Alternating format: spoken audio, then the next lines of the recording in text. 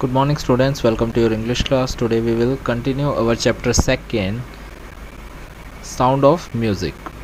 So the fourth point is she never looked back from that point onward. She toured the United Kingdom with a youth orchestra, and by the time she was 16 she had decided to make music her life.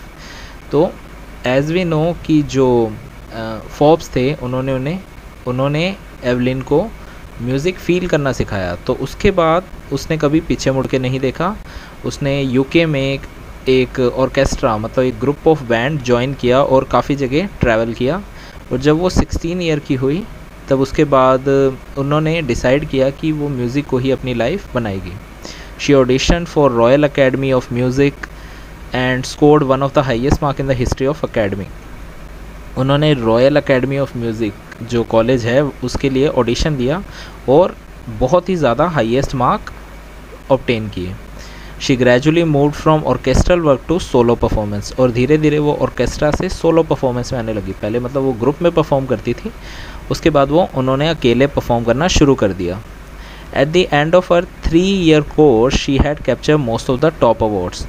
जो 3 साल का जो उनका course था ये music का, वो complete करते करते उन्होंने ऑलमोस्ट सारे अवार्ड्स जीत लिए थे। जो टॉप के अवार्ड्स थे सारे जीत लिए थे।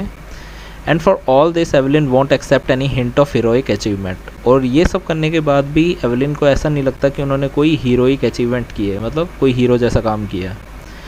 If you work hard and know where you are going you will get there. अगर तुम मेहनत करोगे और तुम्हें पता है तुम्हें कहाँ जाना है तो तुम वहाँ पहुँच जाओगे। And she got right to the top, the world's most sought after multi percussionist with a mastery of some 1000 instrument and hectic international schedule। और वो इसी तरह जो है टॉप पे पहुंच गई। एक मल्टी percussionist मतलब काफ़ी सारे वो इंस्ट्रूमेंट बजा सकती थी, अराउंड 1000 इंस्ट्रूमेंट्स, और उनके शेड्यूल था वो हमेशा बिज़ी रहता था, वो हमेशा इंटरनेशनल टूर पे रहती थी।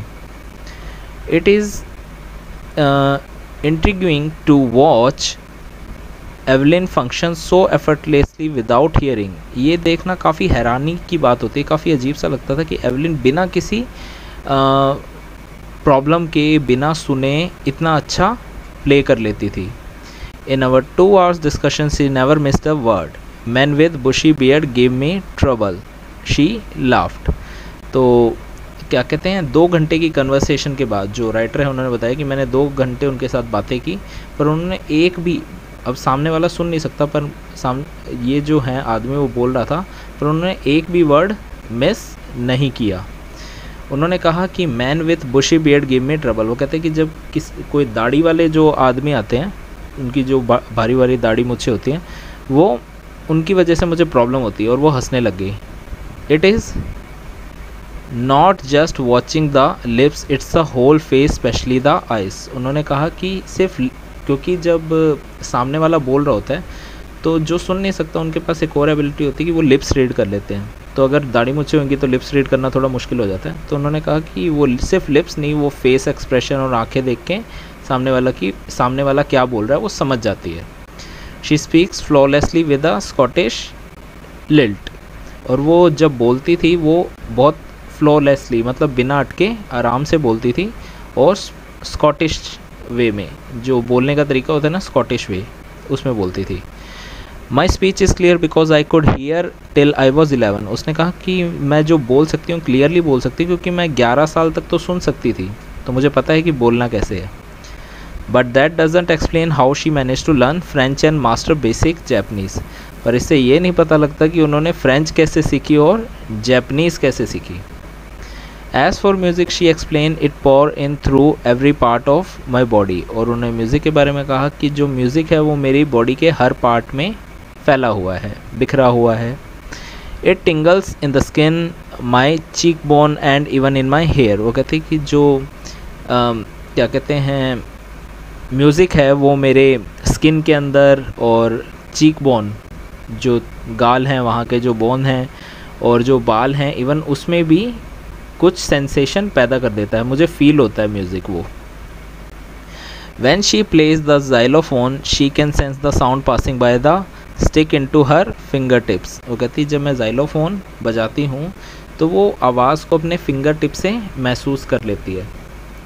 Bye leaning against the drum she can feel the resonance flowing into her body. जब वो ड्रम के साथ खड़ी होती है, बजाती है, ड्रम के ऊपर थोड़ा झुक के बैठती है, तो वो जो म्यूज़िक होता है वो अपनी बॉडी में फील कर सकती है।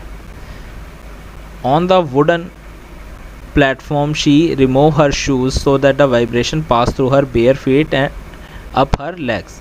जब वो वुडन फ्लोर पे परफॉर्म करती है तो वो अपने शूज़ उतार देती है ताकि जो वाइब्रेशंस है, जो म्यूज़िक से वाइब्रेशन पैदा होती है, वो अपने पैरों से भी उसे फील कर सके। Not surprisingly Evelyn delighted her audience. In 1991 she was presented with the Royal Philharmonic Society prestigious Soloist of the Year award.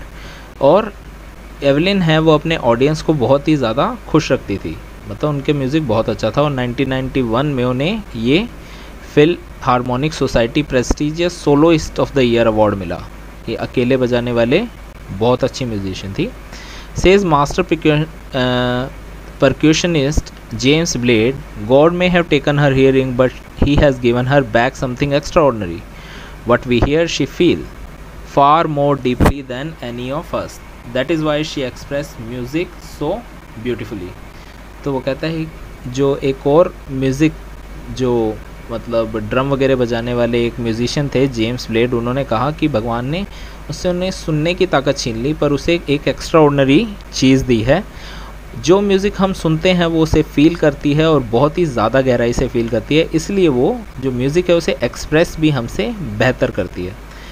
जैसे कि अगर कोई बात है वो अगर आपको अच्छे से समझ आ जाए तो आप दूसरे को अच्छे से समझा सकते हो, अगर आपको खुद को नहीं आता तो आप दूसरे को कैसे समझाओगे, है ना। Evelyn confesses that she is something of a workaholic. Evelyn ने कहा कि मैं एक वर्कहोलिक हूँ, मतलब जो उसे काम करना बहुत पसंद था, मतलब जो अपना काम होता है उसी में लगी रहती थी वो। I have just got to work often harder than classical musician. कहती है मैं कभी कभार बहुत ज़्यादा वर्क करती हूँ एक क्लासिकल म्यूजिशियन से भी ज़्यादा, बट द रिवॉर्ड्स आर एनोमरस, पर जो उससे जो इनाम मिलता है वो बहुत ही बड़ा है। Apart from regular concert Evelyn also give free concert in prisons and hospital. जो एवलिन है वो रेगुलर कॉन्सर्ट तो करती थी, कॉन्सर्ट मतलब होता है ना शो, स्टेज पे परफॉर्म करते हैं, तो वो रेगुलर कंसर्ट तो करती थी, बट वो जेल और हॉस्पिटल में जाके भी कंसर्ट करती थी, मतलब फ्री में लोगों के एंटरटेन भी करती थी। She also give high priority to class for young musician. जो यंग म्यूजिशियन हैं उनकी क्लास को वो पहले रखती थी, प्रायोरिटी देती थी, इंपॉर्टेंस देती थी। And Richlin of Beethoven fund for deaf children says she is shining inspiration for deaf children. They see that there is nowhere that they cannot go. तो वहाँ पे एक ऑर्फनेज, एक स्कूल है जो डेफ चिल्ड्रन का है, जो बहरे बच्चों का है। वहाँ की जो इंचार्ज है एन रिचिन, उन्होंने कहा कि एवलिन है वो बाकी जो बहरे बच्चे हैं उनके लिए एक इंस्पिरेशन है, और उसको उन्हें देख के ऐसा लगता है, हर बच्चे को ऐसा लगता है कि ऐसा कोई भी रास्ता नहीं है जो वो नहीं तय कर सकते, मतलब अगर वो म्यूज़िक बजा सकती है तो हम भी अपनी लाइफ में कुछ कर सकते हैं। Evelyn Glennie has already accomplished more than most people twice her age. Evelyn Glennie ने अपनी एज में वो सब कुछ अचीव कर लिया जो उसकी एज के डबल उम्र के लोग भी अचीव नहीं कर पाते हैं। She has bot percussion to the front of the orchestra and demonstrated that it can be very moving. उन्होंने जो परकशन है, जो ड्रम वगैरह हैं, वो ऑर्केस्ट्रा के फ्रंट में ला दिया है। मोस्टली जो ऑर्केस्ट्रा होता है उसमें ड्रम वगैरह बैकग्राउंड में बजते हैं, उन्होंने आगे ले आए और दिखाया कि ये काफ़ी अच्छा बज सकता है और भी। She has given inspiration to those who are handicapped, people who look to her and say if she can do it I can. उन्होंने वो एक इंस्पिरेशन बनी है हैंडीकैप लोगों के लिए, मतलब ऐसे लोग जो किसी न किसी तरीके से अपने किसी बॉडी पार्ट्स उनका वर्क नहीं करता है, बहरे हो, अंधे हो, बोल नहीं सकते हो, ऐसे लोगों को क्या कहते हैं, हैंडीकैप कहते हैं। तो उनके लिए वो इंस्पिरेशन बनी है और उन्हें देख के लोग कहते हैं कि अगर ये कर सकते हैं तो हम भी कर सकते हैं, ठीक है। And not the least she has given enormous pleasure to million. और यही नहीं, उन्होंने अपने म्यूज़िक से मिलियंस ऑफ लाखों लोगों को खुश भी किया है। So I hope you have understood this much. The writer of the chapter is Deborah Cowley. So this was the half part of this chapter. Then the second part of this chapter is chapter 2, the Shehnai of Bismillah Khan.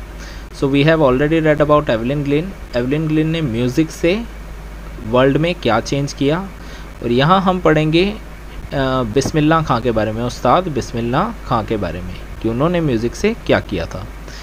So but we start this part in the next video, so read up to that and complete the glossary in your notebook and submit to your subject teacher. That's all for today. Thank you and have a nice day.